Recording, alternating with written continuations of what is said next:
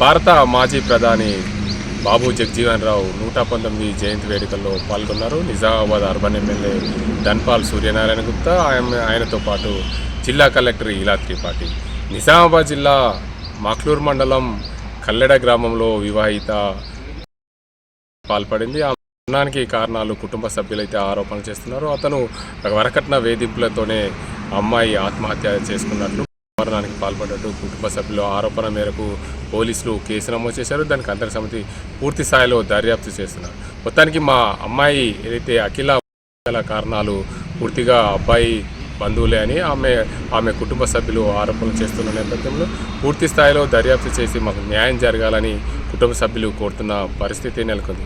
కామారెడ్డి జిల్లా కలెక్టర్ ఆశీష్ సంగ్వాన్ బాబు జగజీవన్ రావు వేడుకల్లో పాల్గొన్నారు. ఆమె 119 జయంతి వేడుకల్లో పాల్గొన్న జిల్లా కలెక్టర్ నివాళులు అర్పించిన పరిస్థితి నెలకొంది.